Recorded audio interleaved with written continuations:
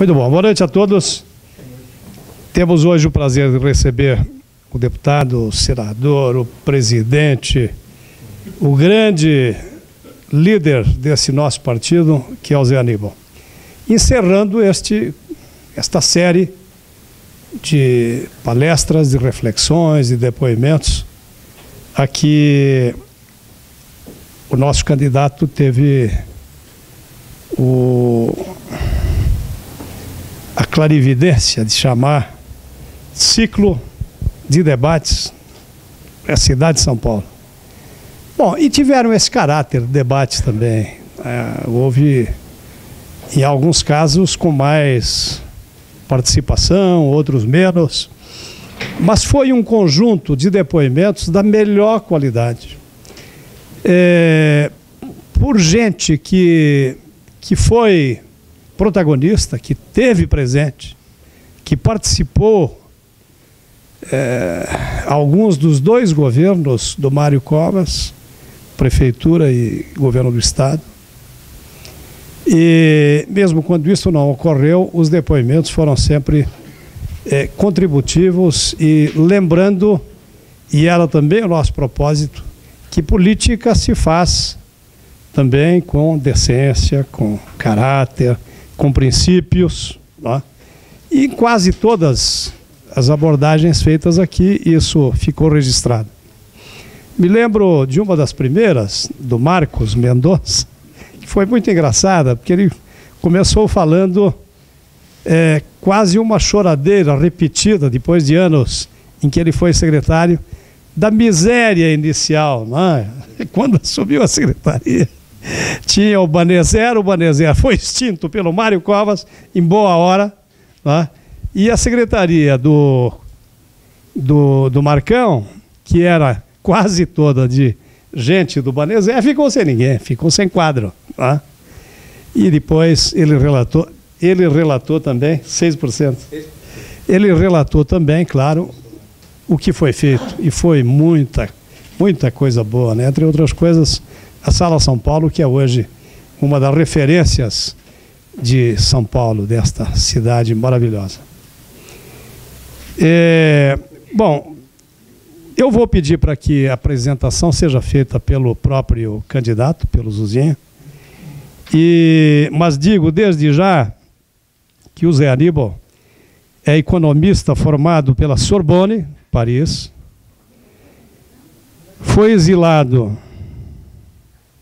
lá atrás, foi deputado federal em 5 mandatos, presidente nacional do PSDB, foi líder da bancada na Câmara Federal por 2 legislaturas, foi candidato ao Senado, foi secretário de Ciência, Tecnologia e Desenvolvimento Econômico no governo Covas e atualmente, como todos sabem, é secretário de Energia. Antes da saudação que o Zuzinha vai fazer, eu gostaria de dizer que o tema que deve ser abordado, fiquei um pouco em dúvida aí com uma fala que ele fez há pouco, mas eu torço para que seja esse o tema, que é a descentralização da prefeitura e o papel das subprefeituras nisso. Qual o papel que as subprefeituras podem ou devem desempenhar numa proposta de descentralização do governo de uma cidade que, afinal, é um estado, é um país. O Montoro tinha uma tese que o Zé Aníbal conhece bem, muito interessante. Eu participei de um grupo de trabalho que ele formou à época e tal, e era uma proposta avançadíssima, que hoje eu acho que está um pouco ao contrário daquilo que ele pretendia. Outro dia alguém falou aqui até, nós estamos aqui entre família, então nada tem o caráter de fofoca. Mas alguém falou aqui que hoje tem uma espécie de república dos coronéis aí, as subprefeituras, né? Então é uma descentralização mínima. Esse modelo, obviamente, acho que não é aquilo que o Zé Aníbal pensa. Bom, mas eu quero dizer que, como coordenador honrado aí pelo convite do Zuzinha, eu me sinto muito gratificado, porque acho que o resultado foi excepcional, tá? Houve um olhar pelo retrovisor, em alguns casos, houve outros, como o Gilmar, que falou de coisas muito interessantes que estão presentes e que vão ser sempre ou devem ser sempre, uma preocupação de qualquer governante. E eu acho que nós, do PSDB, estamos de parabéns, porque coube ao partido criar uma secretaria da pessoa deficiente no município, e depois o Serra também criou uma secretaria com esse mesmo objetivo no Estado. Mas, no conjunto, foi realmente uma coisa extraordinária. E o Zuzinha tem aí um conjunto de ideias, embora ele seja um candidato a vereador, por enquanto, ele tem aí um repositório de ideias, né, muito interessante, e um guia que não fica apenas no fazer, quer dizer, nas realizações de uma administração em qualquer nível, mas dos pressupostos, que são o caráter, a boa governança, enfim, e coisas porque nos foram ensinadas, não só, mas principalmente pelo Mário Covas, estão hoje na preocupação de todos quando são chamados novamente a votar, não só para vereador, mas também para prefeito. Mas eu passo a palavra ao Zuzinha para que ele faça a saudação ao nosso convidado e me considero dispensado a partir de agora. Zuzinha. Obrigado, Lessa. Lessa teve a paciência de nos ajudar aqui numa programação que inicialmente era uma coisa ainda modesta, pequena, e que foi aumentando. E se não chegasse a eleição logo, eu acho que a gente ia prosseguir porque é muito divertido, é muito legal, é um conhecimento que a gente acaba tendo de questões, seja ideias para o futuro, seja de conhecimento de algumas coisas que foram realizadas no passado e que não tiveram a repercussão adequada, ou até de lembrar situações que ocorreram inusitadas e tal. Muitas das pessoas que estiveram aqui contaram coisas do passado. Alguns formularam alguma coisa para frente, sugeriram alguma coisa. Outros nem tiveram essa ideia, ou, enfim, como eu sou um candidato a vereador, algumas coisas relacionadas à cidade, nem sempre as políticas que estavam sendo, os temas que estavam sendo discutidos aqui, diziam respeito propriamente à cidade, mas diziam respeito mais a uma política até nacional ou estadual do que propriamente ao município. Mas seja como for, eu fiquei muito honrado com todo esse ciclo. Hoje nós estamos encerrando, é a última palestra. Por favor, você coloca o negócio virado para cima, que está para baixo. O candidato assim fica de ponta cabeça. Muito obrigado. Mas eu estou muito feliz, porque deu muito certo, foi muito legal.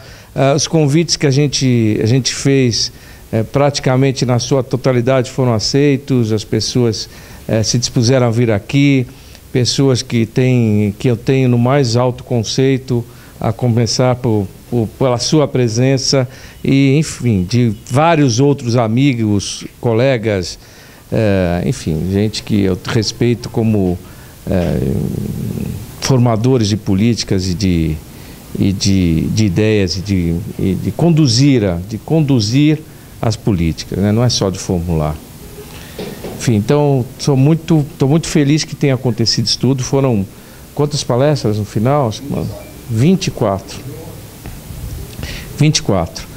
E, enfim, eu não quero me alongar muito, porque a palestra é sua, não é minha, mas queria fazer uma provocação apenas no final, para não deixar não perder a oportunidade. dizer que a partir do ano que vem, especialmente, ou após as eleições, nós teremos que ter um novo embate interno partidário, que eu acho que está mais do que na hora de acontecer. E nesse embate, certamente, nós vamos estar do mesmo lado. E já que nós estamos do mesmo lado, eu espero que na quarta-feira o senhor esteja presente num ato que é muito importante, a sua presença lá. Já fiz o convite diversas vezes, no privado, agora publicamente, eu estou fazendo novamente, insistindo na sua presença. E dizer o seguinte, que isso está sendo gravado para colocar no meu site, que dá a oportunidade das pessoas depois acessarem e observarem também. Fique bem à vontade, fale sobre o que você quiser.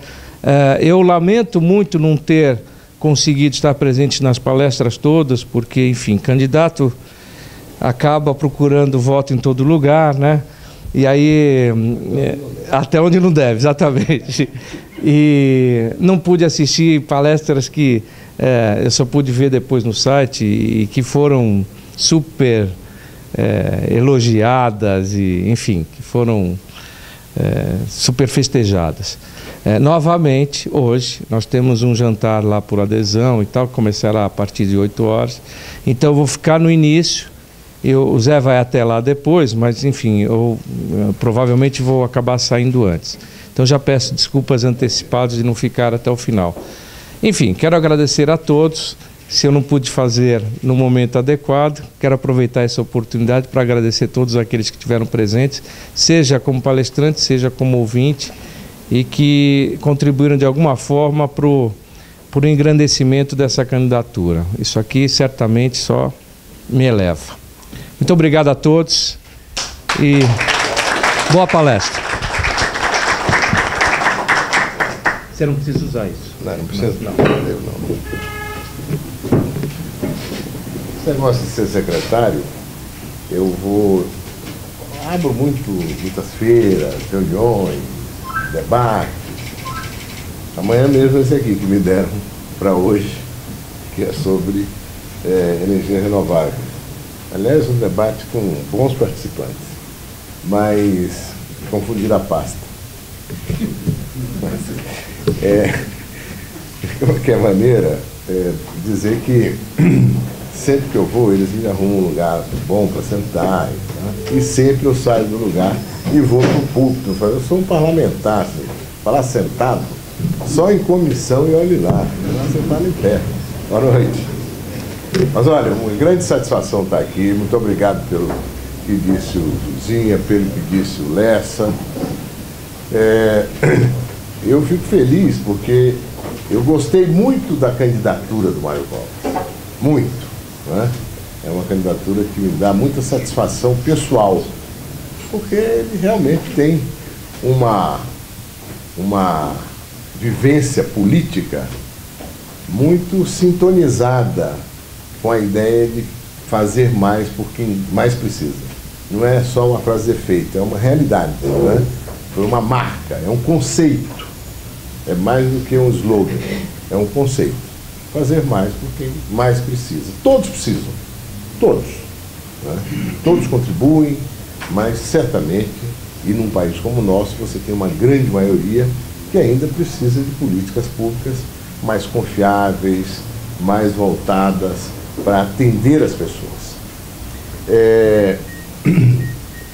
Esse tema de subprefeitura, para mim, não é um tema pequeno. É um tema central. Ele daria a centralidade da minha campanha se eu fosse o candidato.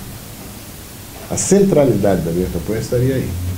Não é à toa que nós temos um candidato que está à frente de todos os demais e que se caracteriza por falar com as pessoas. É o candidato que mais sai às ruas. O que ele fala nem tem muito conteúdo, mas ele está sempre dizendo: vou cuidar de você. Vou tratar do seu assunto. Comigo vai ser melhor. É a ideia de uma comunicação direta com o eleitor numa cidade de mais de 11 milhões de habitantes que não tem com quem falar do ponto de vista do poder público. Essa questão ficou clara para mim, não foi que eu tirei da cabeça. Primeiro que eu observei como era a gestão em outras grandes cidades. E todas elas, todas as grandes cidades do mundo têm estruturas distritais, né, comunitárias, de representação do poder público. Mas mais que isso, com autonomia para decidir, para fazer coisas. Mais ainda, com pauta para ser cumprida, com propósitos, datas, números. Isto é fundamental. É impossível administrar uma cidade como São Paulo e a prova está aí. Eu considero a atual administração de São Paulo péssima, como a maioria dos paulistanos. Totalmente centralizada e omissa. Centralizada e omissa. Não é à toa que a população demorou, mas caiu a ficha, ela percebeu, olha, não está bem assim. Quando a Leda, lá no Parque do Carmo, que é a nossa presidente, há pouco mais de um ano, ou pouco menos de um ano, numa reunião que tinha 45 pessoas, eu guardei porque eu contei, era 45 números do partido. Eu falei, falar de algumas questões e aí eles começaram a entrar na conversa, né? Estavam lá. E uma senhora disse, pois é, senhor, veja, eu não tenho a quem recorrer. Eu estou com um problema que uma condução freou fortemente, machucou meu joelho. Ele vive inchado. Eu estou tentando uma consulta, mas só tem consulta para abril. Depois nós até arrumamos consulta para ela. Não era tão difícil assim. Mas se eu eu não tenho dinheiro para pagar uma consulta particular, eu vou ter que esperar até abril. E eu não tenho com quem falar na prefeitura. Aí a Leda, que é uma pessoa articulada, falou, olha, eu tive o mesmo problema dela, estou com problema de pressão. Também fui marcar e me marcaram para abril. Mas aí eu paguei uma consulta de R$280 e fui atendido. Quer dizer, as pessoas iam percebendo que de fato não tem interlocução. Não é só a vaga na creche, é um remanejamento de uma criança de uma creche para outra. São as questões que dizem respeito ao dia a dia das pessoas e que alimentam o gestor público para uma visão abrangente e mais justa da cidade. Não é que é só a população, o seu dia a dia, nas questões específicas, podendo ter com quem falar e até mesmo como resolver. Mas é mais do que isso.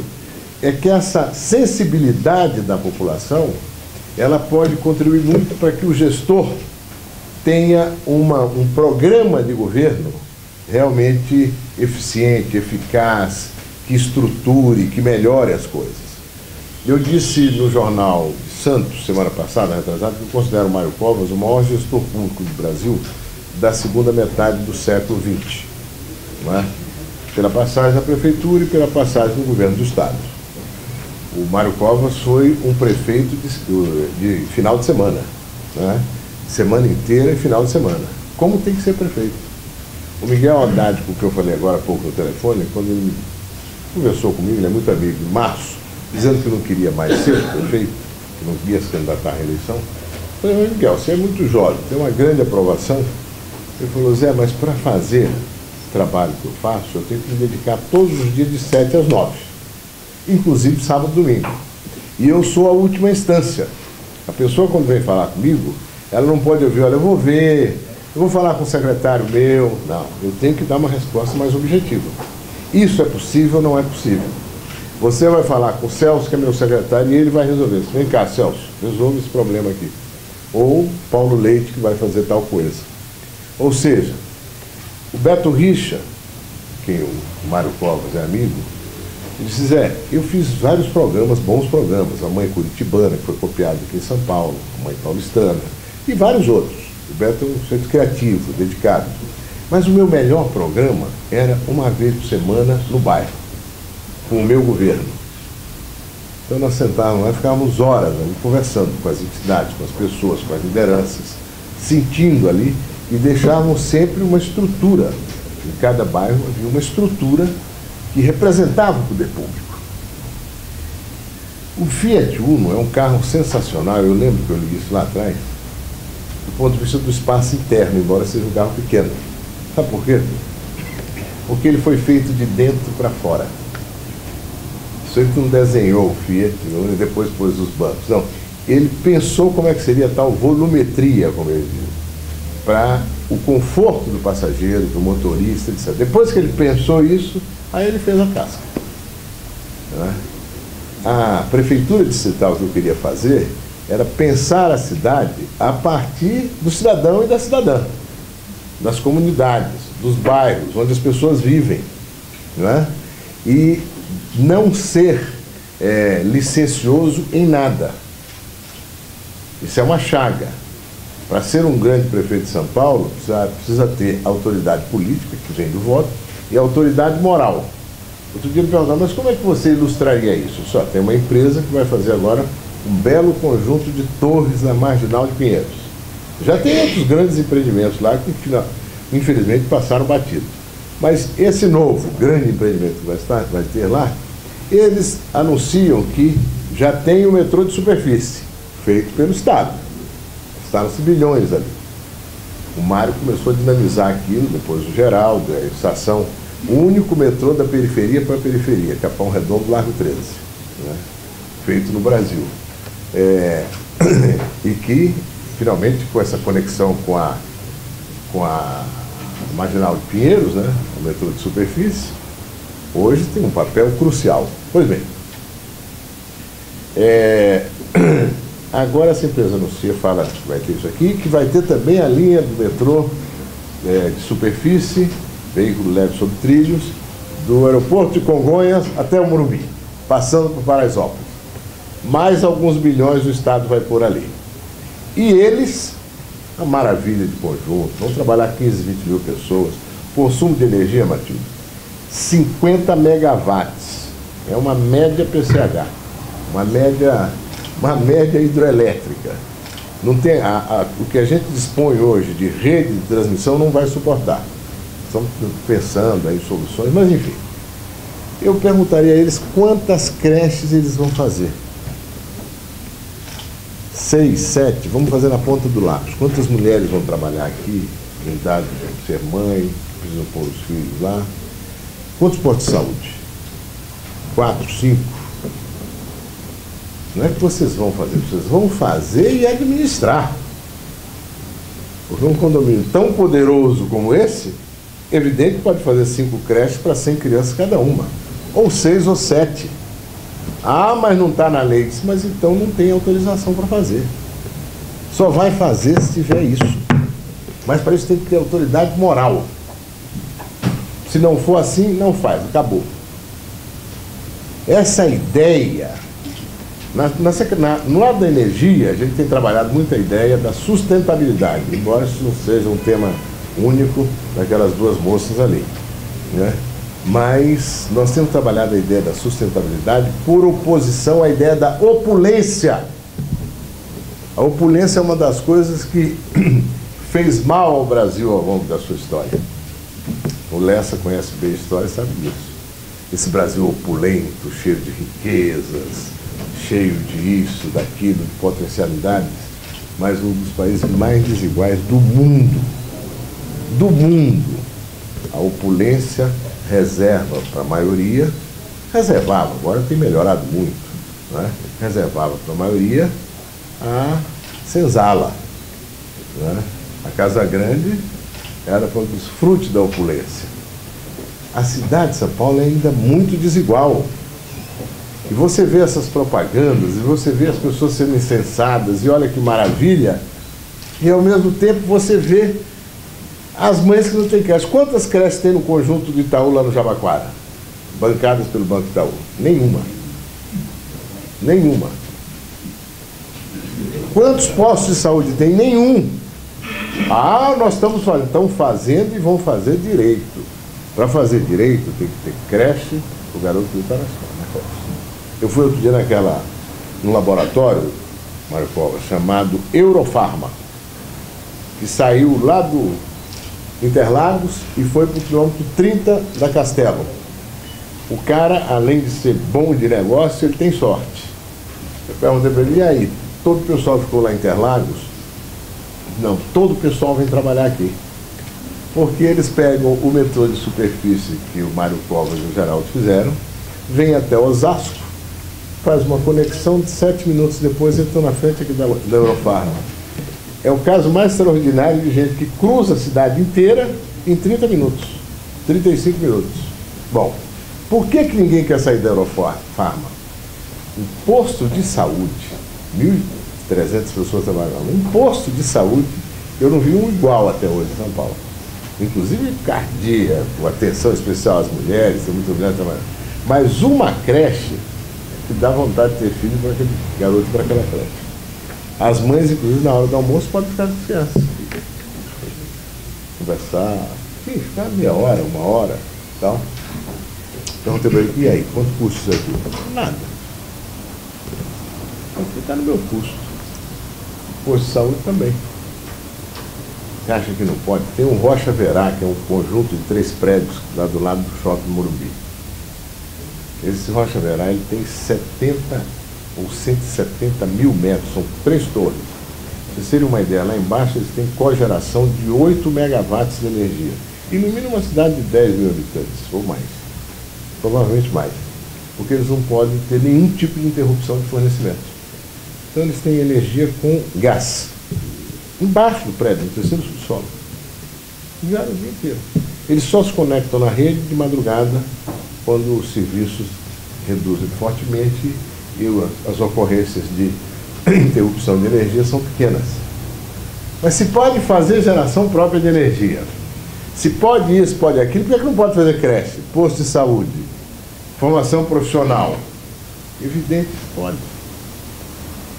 Um gestor público, numa estrutura de poder, de comunidade local, distrital, que não tem metas a cumprir, do ponto de vista do atendimento à população, é um desastre, porque desmoraliza a administração e torna a população muito irritada, insatisfeita, né, com esse poder público.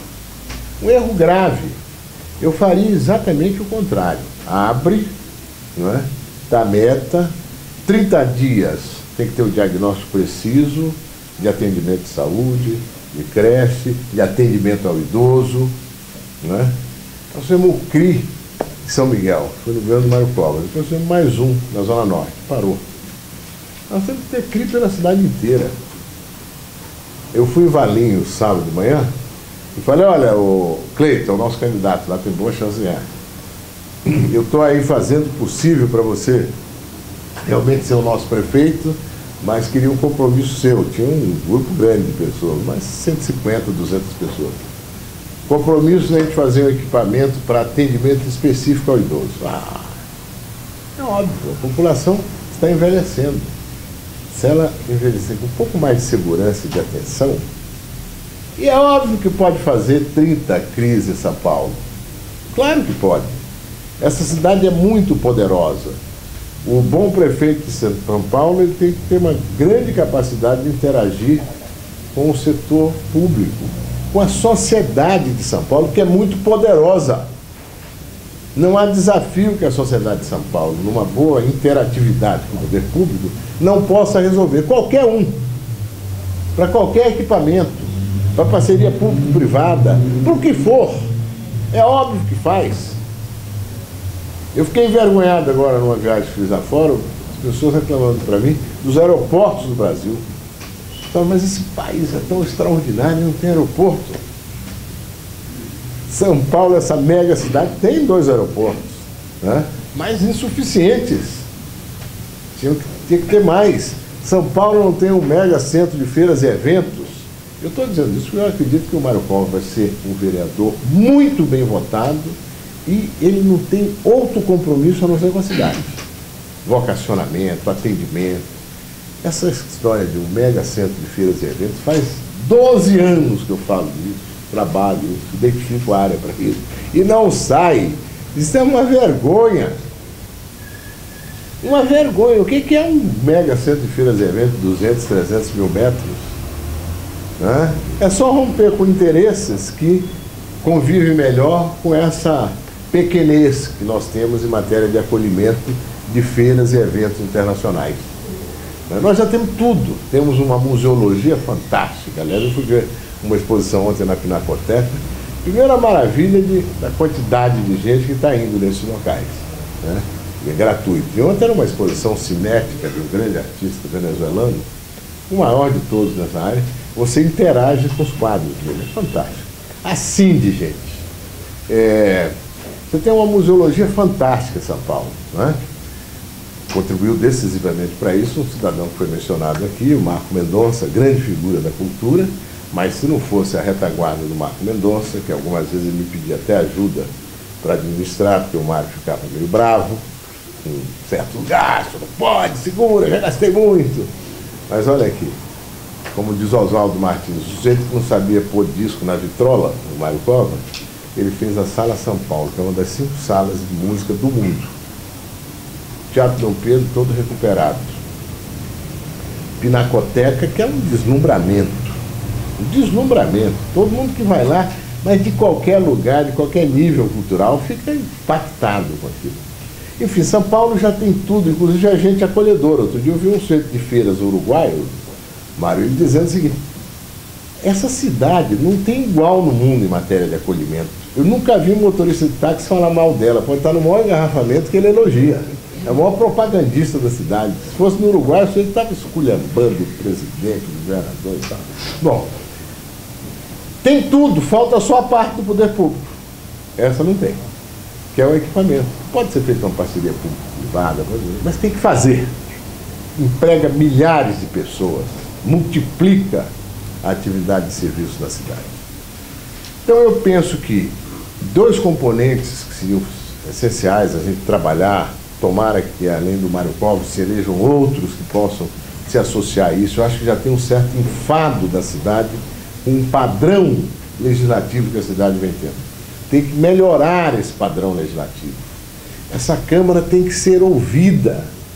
As pessoas têm que saber dela, não só por uma notória e recorrente capacidade de aprovar tudo que o prefeito quer, mas uma capacidade também de provocar boas conversas e fazer valer isso no orçamento, em iniciativas legislativas, não é?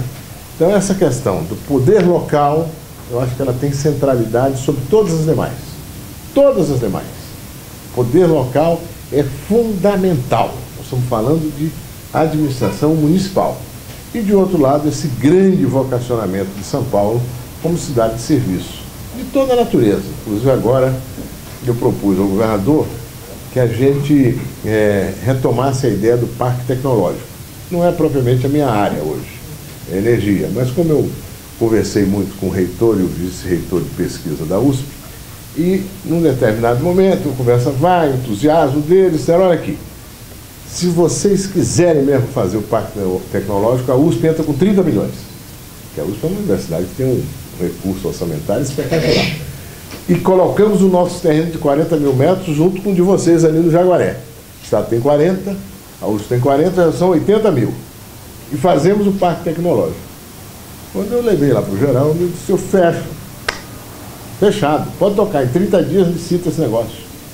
Quem está fazendo é a Secretaria de Desenvolvimento. Eu estou acompanhando hoje mesmo, o reitor esteve lá comigo, me propondo algo que vai acelerar um pouco mais. Parque tecnológico é inovação tecnológica, pesquisa básica. São Paulo tem. São Paulo tem uma fundação, a FAPESP, que é uma das maiores fundações de amparo à pesquisa do mundo. Tem R$1 bilhão por ano. 1% do orçamento de São Paulo. Eu sensibilizei o Covas tanto com essa ideia da FAPESP, fizemos o genoma do amarelinho e outras coisas, que pouco antes de morrer, eu levei ele numa outra reunião da FAPESP e disse: olha, eu estou gostando desse trabalho de vocês. Eu vou acabar mandando para a Assembleia uma mensagem passando de 1 para 1,2 o recurso do ICMS para a FAPESP. Foi um delírio. Depois ele morreu, pagou. Mas o fato é o seguinte: a FAPESP tem um recurso extraordinário, pesquisa básica. Agora, se você não tem pesquisa básica, você não tem inovação tecnológica. Inovação tecnológica é o que nós queremos, e esse parque tecnológico do Jaguaré, tem favelas ali em volta, ele pode ser um novo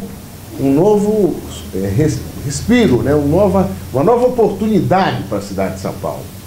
Promover a inovação tecnológica em várias áreas. Hoje o professor Goldenberg alerta para o fato de que Tem gente já propondo uma política perigosíssima de um certo distanciamento da universidade. Nos Estados Unidos e nos outros países. Olha, está muito caro, melhor é o seguinte, com o que já foi realizado de pesquisa básica, vamos fazer inovação tecnológica, independentemente de curso superior, do que seja. Quer dizer, propondo desregular todo o mercado de inovação tecnológica. Mas o que importa, aqui em São Paulo, nós temos essa oportunidade agora, avançar mais forte nisso, na inovação, nesse parque tecnológico. Ali não vai ser só para pesquisa básica, não é que não vai ser só, não vai ser pesquisa básica, vai ser inovação. E inovação distingue um país. Capacidade de registrar, de patentear produtos, de melhorar esse aparelho de som, de fazer uma filmadora mais eficiente, enfim. Quer dizer, eu acho que São Paulo merece esse tipo de gestão.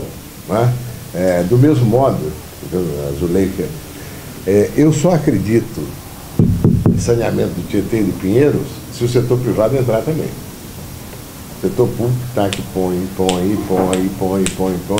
e eles só vão se beneficiando, fazendo as torres ali do lado, esperando o rio estar saneado, está na hora de ir lá ensinar. E a parte de vocês? Eu já provoquei várias vezes. Mas esse Rocha Verac, essa maravilha, quanto é que vai contribuir para a gente sanear o Pinheiros? Vai por quanto? Não é? A cidade tem que ser mais ousada nisso aí, saber a oportunidade que ela cria para esses grandes grupos. Não existe país hoje no mundo em que o capital estrangeiro rentabilize melhor o seu investimento que aqui. O Brasil é um dos grandes enviadores de recursos para as matrizes, de bancos, de montadoras, de grandes empresas, etc. Porque nós temos um mercado de massa. Sabe quanto é Portugal com relação ao Brasil? Que o Lessa me perdoe, 1,21 avos. O Brasil tem 210 milhões de habitantes, Portugal tem 10. Não pode ter novela em Portugal, porque é caríssimo produzir uma novela, você tem que comprar as nossas. Talvez, no máximo, fazer tradução, né? Para que haja um entendimento adequado. Uma adaptação. Mas isso aqui é um mercado de massa. Tem que pensar o Brasil com essa característica que tem. Eu acho, de qualquer maneira, São Paulo, mais uma vez, tem que saber batalhar bem os interesses da cidade. Felizmente, agora nós estamos em via de ter o Ferroanel Norte e o Ferroanel Sul. Isso é fundamental. A carga passa por dentro de São Paulo para ir para Santos. Isso é um atraso completo, ela tem que ser totalmente desviada da cidade. A cidade tem um projeto do prefeito de embutir esse trem de carga ali pela Barra Funda. É um delírio, torrar bilhões de reais. Isso não é um problema da cidade, isso é um problema da logística do Brasil. O grão que vem do Mato Grosso que vai para o Porto Santos, o açúcar, 17 milhões de toneladas, que vai para o Porto Santos. Ele agora está passando uma parte já por fora, mas tem muita coisa ainda por dentro. Agora, para isso, o prefeito tem que negociar com o governo federal. E não é negociar aquela... porque eu sou amigo da presidente. Não me interessa. Aqui não é problema de amizade. Aqui é o que significa São Paulo para o Brasil. E eu vou terminar dando esse número para vocês. A Grande São Paulo recolhe 65,5% do ICMS de São Paulo. Do Estado inteiro.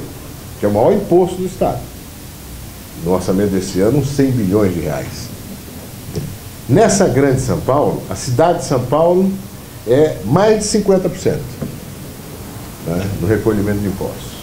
Mas vamos ficar, Grande São Paulo, que hoje é impossível fazer políticas macro sem se ter em conta a região metropolitana toda. 65% do ICMS, São Paulo, e considerando que São Paulo envia para Brasília mais de 40% do imposto de renda e do IPI, que são os dois maiores impostos federais, imposto de renda e imposto sobre produtos industrializados. Significa que essa Grande São Paulo recolhe 26, 27% de todo o imposto de renda do Brasil e de todo o imposto sobre produtos industrializados do Brasil. E recebe de volta 2%, 3%. Imagina um prefeito operoso de São Paulo. Tem que ir lá reivindicar, trabalhar duro. Não é briga. Outro dia eu peguei o Rodonel Mário Covas na interseção da Raposo Tavares com o Rodonel. 9 horas da manhã. Fui para Paulínia. 3 filas de caminhões e uma de carro. 3. Entra nos túneis, inclusive o túnel Jesus, né? Que o Mário fez, a construtora, fazer uma casinha para o Jesus lá. Depois a gente entra na Bandeirantes. Depois a gente sai e pega Dom Pedro. Depois sai da Dom Pedro e vai para Paulínia. Se não fosse São Paulo, o Brasil não tinha logística. O Porto de Santos, eu fui lá semana retrasada, você tem, essa hora, já começa a fazer a fila grande de caminhões com containers. Nenhum problema, porque esses caminhões descarregam durante a noite. No Porto de Paranaguá, eles ficam 15 dias esperando. E dentro dessa logística, o crucial é a cidade de São Paulo. Então a cidade de São Paulo, ela tem muito a ir buscar em ações combinadas de bancada federal, com bancada municipal, com bancada estadual. Os parlamentos precisam se distanciar desse dia a dia penoso, rebaixado em que o parlamento está colocado hoje, né? E crescer no sentido da capacidade de articular, de sensibilizar, de buscar alternativas e de fazer. Mas, para terminar, a política, né? Eu estou muito empenhado em que o Mário Covas seja prefeito ou prefeito. Quem sabe depois, né? Vereador em São Paulo. Acho fundamental o Mário estar lá. Muito bem votado. Eu não consigo imaginar uma votação pequena do Mário Covas, né? Eu insisti muito na questão do nome. Não gosto muito daquele cartaz de Mário Covas ou Neto igual. Devia pôr um neto desse tamanho. Porque aí não é propaganda enganosa. É Mário Covas mesmo. Confunde neto achando que ele é neto do Mário. Coitado. O Mário teria que ter 130 anos para ser avô dele, considerando a idade dele, né? Mas, então, eu queria pedir a vocês, tem 3 semanas, eu conheço um pouco de campanha. Eu queria pedir a vocês uma ação muito racional e emocional nesses 19 dias a partir de amanhã. Racional, que é aquela coisa que não se contenta com oba-oba. Faz conta. Faz conta. Pensa à noite. Escuta, nós estamos chegando próximo.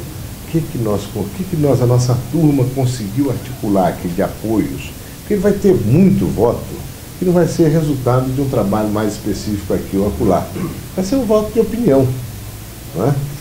Eu espero que ele tenha aparecido bem na televisão, não sei. Você apareceu bem? Então tá bom. Então, mas o voto que vocês podem conseguir, o voto que o Paulo Leite, Paulo Vitor, aliás, eu fui citar um, eu vou citar todos, mas enfim, pega a Silva. A Silva tem uma capacidade de dialogar com a comunidade dela enorme, enorme. E ela certamente está fazendo isso e com muito gosto. O Léo vai atrás, comendo banana, para ganhar energia. Mas a Silva tem capacidade de articular 1.000 votos, 2.000 votos, né? E tantos aqui que tem capacidade de ir fazer, pedir, pega no telefone, liga, faz um trabalho. Dedica 1 horinha aí por dia. Dedica 1h30. Se dedicar 1h30 vai dar mais do que um dia inteiro até o dia da eleição. Pede voto. O Celso conhece muitos advogados, gente de imobiliária, isso, daquilo, né? Você já pediu voto para todos os conselheiros da EMAI? Faça isso amanhã. Tem 10. Olha aqui, tá ligado? Enfim, pede. Porque numa eleição como essa, numa cidade tão grande, com nomes que as pessoas não conhecem, não sabem, ou não estão querendo votar no que já quer mudar, é bom você patentear o nome. Você acentua o nome, é muito provável que você ganhe o voto. Muito provável. Mas isso depende. Ou então faz uma linha direta, ou vai para o computador. Não briga. Não pede para ninguém deixar de votar em quem já está votando. Se você não tem candidato, quero te apresentar o meu candidato. Eu acho que ele é o melhor, isso aí pode dizer, né? Nós achamos, né? Por isso que estamos com ele. Mas, enfim, é preciso fazer esse trabalho de final de campanha. Importantíssimo. Se todos que vieram aqui, foram 24, 25, como disse o Lessa, têm capacidade de mobilizar pessoas, certamente eles vão ajudar muitos votos também, vão arrumar muitos votos, né? E agora podia se fazer um apelo, o Lessa podia pedir agora para eles, ó, faça um pouquinho de trabalho militante nesse final, né? Eu vejo que tem muita gente fazendo trabalho militante com o Mário Covas, muita gente. Ele e poucos outros mais. A campanha está um pouco fria, um pouco sem emoção. Precisa ter emoção, razão e sensibilidade, razão e emoção, razão e vontade, né? E é isso que eu queria então pedir para vocês ao terminar. Vamos dar ao Covas, pelas qualidades que ele tem, pelos méritos que ele tem e pelo que ele pode ser como vereador da capital, né? E ele vai ser uma grande votação. Eu queria muito, eu estou à disposição, tenho disposição de ir a algum encontro, fazer algum agito, pedir um voto. Ele está querendo que eu vá nesse encontro quarta-feira. Enquanto nós com nós, não. Eu vou em reunião onde tem a gente que ainda está indefinida, em dúvida, me chama que eu... Por exemplo, tem gente aqui lá na secretaria. Hein? Tem gente aqui lá na secretaria. Eu queria ver quanto... Aí você podia, até pelos cabelos brancos, para assumir isso aí. O que tem de gente que trabalha na secretaria, que presta serviço, você fazer uma panfletagem do 15º, você aguenta, né? Descendo, não precisa ser subindo. Descendo, você vem, panfleta, toda a saída de elevador tem uma moça, tem as moças do elevador, tem a turma lá embaixo, segurança, né? E entra ali um pouco na hora do almoço, fica lá na porta, ganha os votos, perde votos, isso é democrático, né? Na porta lá fora. Lá fora, esqueci que era espaço público. Mas enfim, de qualquer maneira, façam, isso aí depois corta, né? Vai lá para fora, não vi isso ainda. Aliás, eu topo fazer uma na Paulista. Vamos juntar uns 20, a gente sai por ali, tem vários órgãos de governo ali, tal. Essa turma da Arcesp, o pessoal que é na Paulista, vão ali para frente do Safra e do outro lado o Conjunto Nacional. Problema nenhum, 12h30, 1h, pronto, para não ter dúvida. Hora do almoço, tá bom? Vamos dar uma panfletada. É bom panfletar. Isso dá um pouco de vida a essa Câmara. Eu tenho certeza que nesse momento em que as coisas ainda estão, embora muito próximas da eleição, mas muito frio o ambiente, a gente pode conseguir votos. É isso aí, muito obrigado por terem vindo. Democraticamente eu não vou responder nenhuma pergunta, porque eu quero dar uma passada lá no jantar e eu tenho 2 outros compromissos depois, né? Mas agradecer muito vocês terem vindo e dizer da minha satisfação de ter conversado com vocês um pouco aqui agora e saber que vocês estão fazendo campanha com gosto, com espírito militante, né? O pai do Mário Covas, o outro Mário Covas, ele era um homem que os franceses falam d'esprit et de cœur, né? De espírito e de coração, não é? O que ele fez em São Paulo, no estado de São Paulo, na prefeitura e depois no estado de São Paulo, ainda há necessidade de um texto, né? De um livro, de um documentário, de uma coisa que reflita bem sobre isso, sobre todo aquele significado. E ele fez, não foi com a perspectiva do dia seguinte, não. Ele fez com a perspectiva de mudar São Paulo, realmente, exatamente, uma visão adiante, né? Uma imigrante, um rodoanel.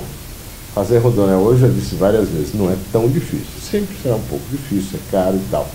Mas fazer rodoanel sem recurso, com um governo estadual que ele recebeu em condições tão precárias, precisa ter muita engenhosidade, muita determinação, muita convicção de que aquilo ia servir tanto a população de São Paulo, Grande São Paulo, como a logística do Brasil. Né? E, enfim, E tantas outras coisas que ele fez, os hospitais que ele terminou, uma determinação, uma coisa impressionante. Não é porque o outro começou o hospital, outra história reserva a ele um lugar quase que no subterrâneo, né? Mas ele não, né? Então, é esse espírito, eu acho que o Mário Covas Neto leva para a Câmara, quer dizer, essa capacidade de... Não, mas isso não vai resolver nada amanhã. Isso amanhã pode não resolver, mas cria as condições para que logo adiante a gente estruture melhor a nossa cidade, prepare São Paulo para ser cada vez mais acolhedora. Grande abraço!